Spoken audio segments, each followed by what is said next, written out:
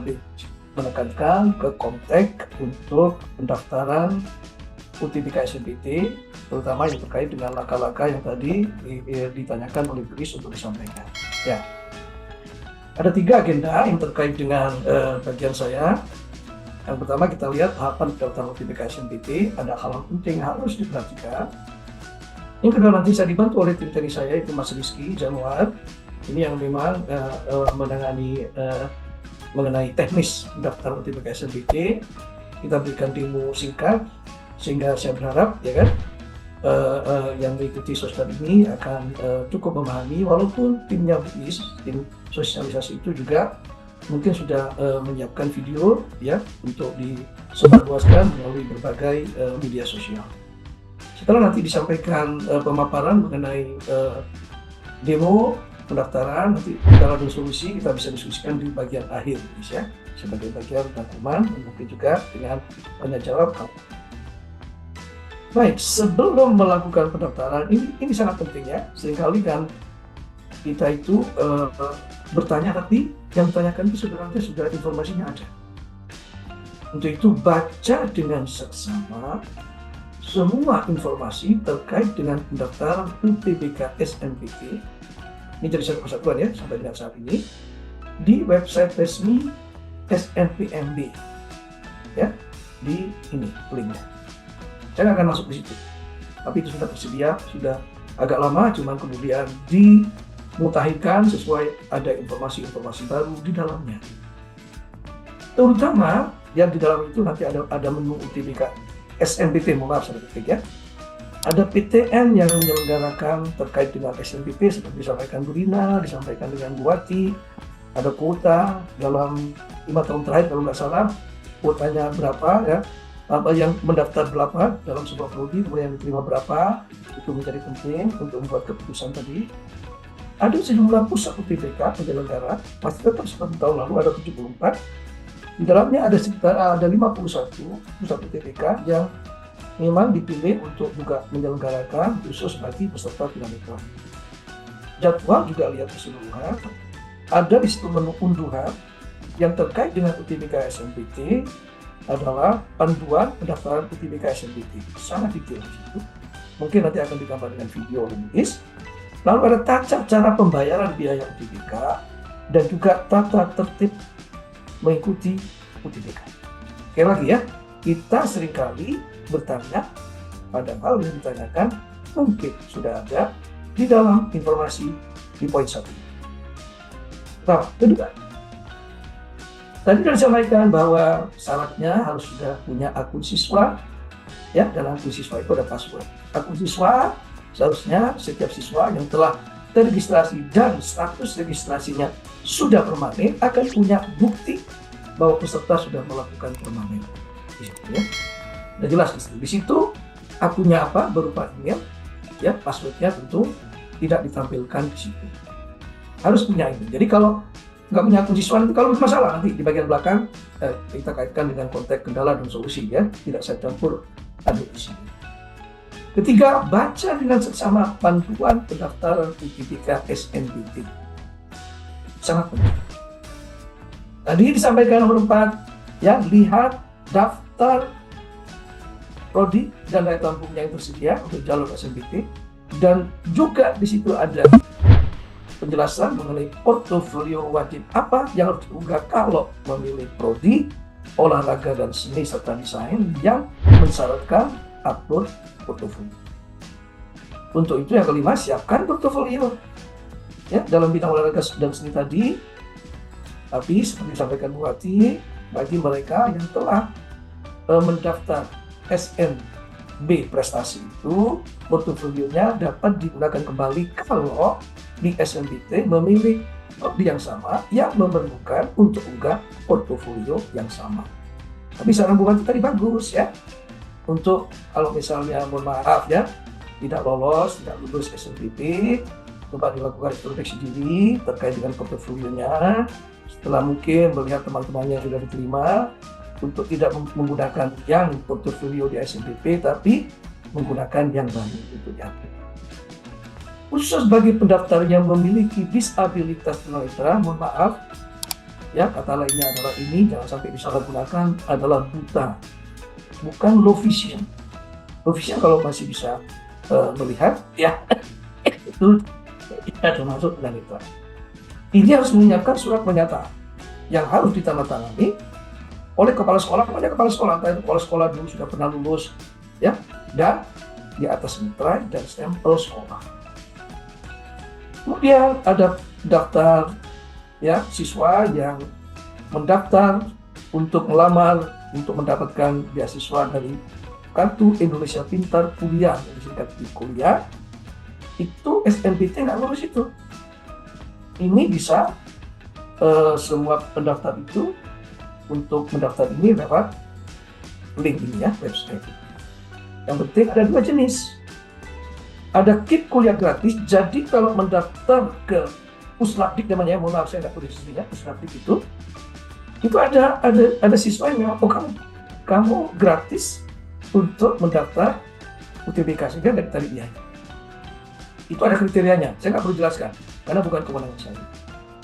Tetapi bisa saja juga ada siswa dia boleh mendaftar KIP kuliah, tapi setelah dievaluasi oleh timnya KIP kuliah, oke, kamu mungkin nanti bisa dapat beasiswa, tetapi biaya UTBK-nya harus bayar. Sehingga istilahnya ada dua kategori dalam kaitan dengan pembayaran biaya UTBK bagi pendaftar KIP kuliah, bisa KIP kuliah gratis, bisa KIP kuliah. Nah, kemudian ini tadi juga sudah disampaikan oleh narasumber sebelumnya, bagi peserta yang gap year, ya, juga yang tidak mendaftar SNBP, itu pada dasarnya bisa mendaftar mulai nanti jam 15 sampai 5 April jam 15. Khusus peserta SNBP, sudah disampaikan oleh narasumber sebelumnya juga Bu Is, bahwa ini baru akan boleh mendaftar pada tanggal 26 jam 15 setelah pengumuman hasil SNBP. Kita kunci, boleh dicoba, ya. Insya Allah ya, segala sesuatu insya Allah, ya, itu nggak akan bisa daftar mulai nanti siang, tapi tunggu. Penting, tidak diperbolehkan daftar SNBP 2024 siswa yang telah dinyatakan lulus SNBP 3 tahun terakhir. Kunci. Mereka yang lulus SNBP 2022-2024 ini kebijakan, ya, panitia SNBP agar tidak mengurangi jatah sudah dikasih, ya, lewat prestasi, nggak pakai tes, tidak digunakan. Maka konsekuensinya 3 tahun terakhir itu tidak akan bisa didaftar.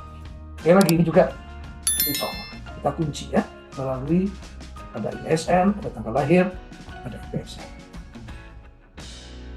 Kemudian pendaftaran KIP kuliah Kemdikbudristek, karena dananya ini adalah menggunakan budgetnya Kemdikbudristek, siswa yang dapat KIP kuliah baik gratis maupun berbayar tadi tidak boleh memilih prodi di lingkungan perguruan tinggi keagamaan Indonesia, ya, negeri atau UIN. Ini kebijakan dengan alasan apapun, karena sekali lagi dananya menggunakan dana Kemdikbudristek. Kalau misalnya siswa sudah terpaksa mendaftar, ya, di kuliah, lalu pada saat mau mendaftar UTBK, ya, mungkin sebelumnya nggak tahu, lalu mau memilih UIN, terpaksa tetap mau memilih UIN, silakan hubungi melalui link ke KIP kuliah ini untuk melepas status pendaftaran KIP kuliah dari Kemdikbudristek. Sangat penting, ya, nggak perlu tanya helpdesk, seharusnya dengan ini sudah jelas. Oke. Sekarang, nanti detailnya ini Mas Rizky akan menyampaikan untuk demo, plus ada beberapa poin penting setelah menampilkan satu halaman ini yang sudah ada di laman SNPMB, yaitu unduhan untuk panduan pendaftaran UTBK. Dimulai dari sini, ya, harus login ke portal dengan menggunakan akun yang sudah registrasi akun dan statusnya permanen. Nanti di hari ini dengan mengunduh kartu peserta UTBK. Jadi masuk ke portal, semua sudah tahu. Kalau memiliki registrasi akun pasti sudah tahu namanya portal. Di situ ada menu aplikasi pendaftaran UTBK SNMPT. Ini langkah yang tadi diminta oleh Luis, langkah utama. Lalu silakan ada pertanyaan pertama, apakah pendaftar ini akan mendaftar melalui skema KIP kuliah atau tidak? Kalau iya, yang bersangkutan harus memiliki nomor pendaftaran KIP kuliah. SNMPT melakukan host to host, ya, dengan Puslabdik tadi yang menyediakan sistem KIPK untuk mengetahui apakah siswa tersebut sudah memiliki ini, ya. Kalau nggak memiliki ini, dia nggak bisa lulus ke sini. Jadi dia bisa batalkan dulu untuk ngurus tadi di sini di Puslab. Itu urus ini, ya. Kalau dia adalah memiliki pendaftaran dan dia mau mekanisme gratis. Oke, dua-duanya. Yang tidak, setelah ini jelas cek status pendaftaran KIP kuliah, langkah berikutnya melengkapi biodata. Biodata ini nanti dalam demo ada biodata yang tidak bisa diudak-udik yang kita tarik dari datanya Pusdatin, dan itu siswa telah melakukan verifikasi dan validasi sehingga di data itu tidak boleh ada yang salah dan tidak bisa diubah. Tapi ada beberapa tambahan untuk kelengkapan. Silakan nanti pada saat itu, ya. Nah, setelah itu akan ditanya, butuh fasilitas tunanetra? Jangan sampai keliru. Tunanetra yang saya maksudkan di sini adalah, mohon maaf, kata lainnya buta. Kalau iya, unduh formulir, nanti saya tunjukkan. Isi, tanda tangan di atas mitra kepada kepala sekolah, scan, unggah bukti. Jadi lurus ke sini ini, ya. Akhirnya ini kan kalau iya, akhirnya dia konfirmasi biodatanya permanen atau enggak. Itu ada konfirmasi sampai 2 kali. Ya, tapi kalau tidak butuh, langsung ke sini. Konfirmasi permanen biodata, ya kan, setelah melengkapi biodata selain yang kita tarik biodata informasi dari seperti jurusan, terlulus kapan, ya kan, nama, NISN, NPSN, tanggal lahir, ya, sekolah, itu kita tarik dari Pusdata. Setelah melengkapi ini, masuklah ke memilih program studi. Ya, kalau program studi itu tidak butuh portofolio, itu kita sudah punya. Program studi apa yang mewajibkan untuk unggah portofolio langsung ke sini. Tapi kalau prodi itu memerlukan portofolio, harus mengunggah portofolio. Tadi disampaikan oleh Bupati, dia peserta SNMP tidak? Kalau iya, boleh loh menggunakan portofolio SNMP, boleh. Ya, tapi juga boleh. Ya, jadi tidak mengunggah boleh, tapi mengunggah boleh kita lihat. Jadi kalau peserta SNMPT tidak mengunggah portofolio, unggah portofolio baru, kalau enggak berarti akan menggunakan portofolio yang sudah diunggah pada saat mendaftar SNMP.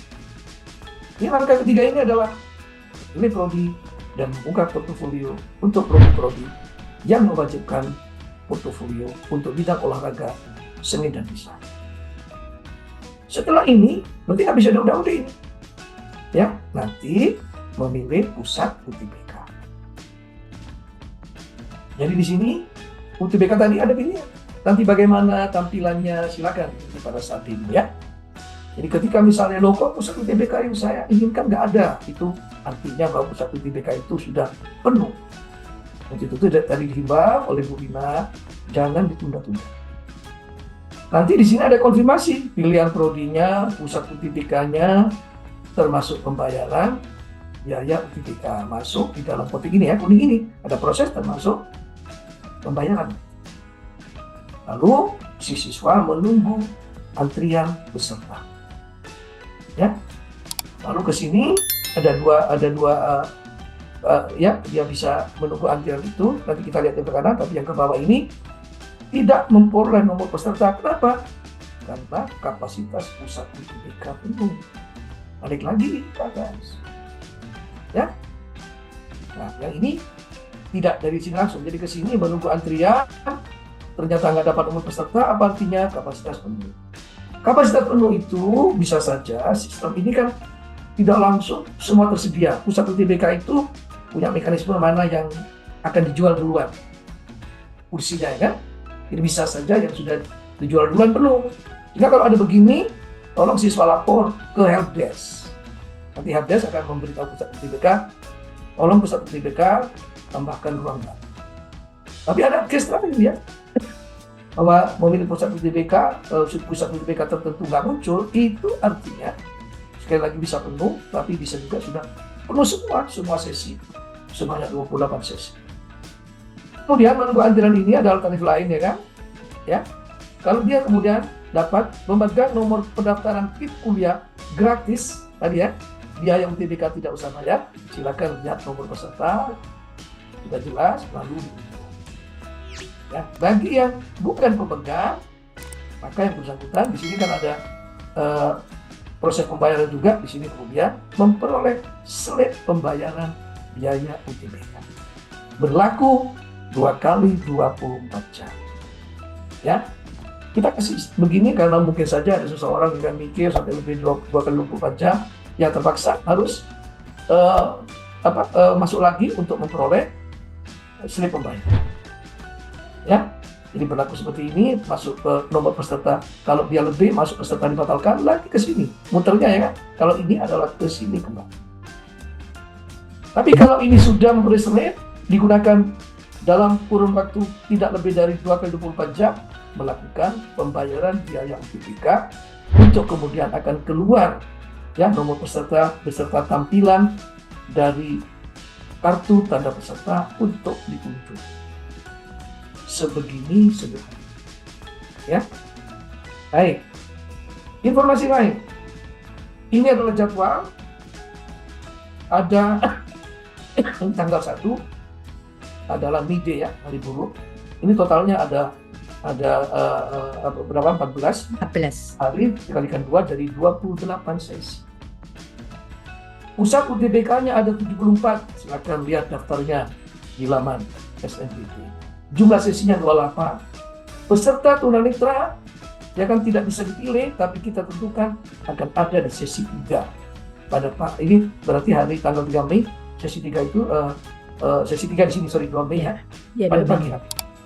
Jumlah pusat UTBK pelaksana ada 51 seperti ini tadi disampaikan Bu Lila.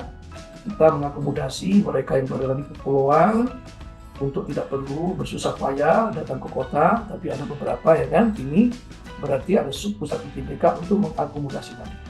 Kak bisa jelaskan satu-satu, ini cuma untuk memberitahukan, dan ini dapat dilihat di lamannya SNBNP. Ini jadwal, tetapi biasanya nanti tolong lihat pengumuman ya untuk daerah-daerah, beberapa daerah khusus ini terkait dengan sholat ibadah Jumat itu ada sedikit pergeseran. Bukan pergeseran dimajukan tapi diundur sehingga aman ya. Jadi sebaiknya datang tepat waktu, sholat aja di dekat tempat pelaksana bagi mereka yang muslim ya, sehingga tidak tenang. Ini surat pernyataan bagi mereka yang tadi buta.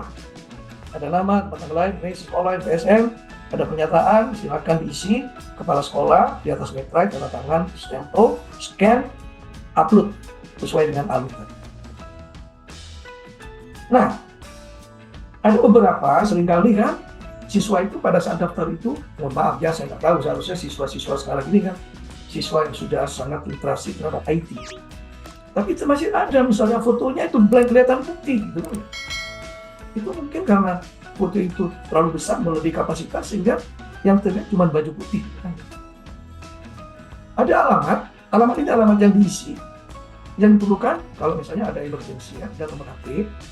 Ketiga ini, in case foto bukan foto narsis. Kalau narsis nanti kita tolak. Kalau narsis itu kan siswa itu sengaja upload foto yang tidak sesuai aturan. Bersama keluarga diupload, ada loh. Pakai kacamata putih bergaya di depan pantai, ada. Itu nggak bisa diganti. Mohon maaf, itu menyalahi etika.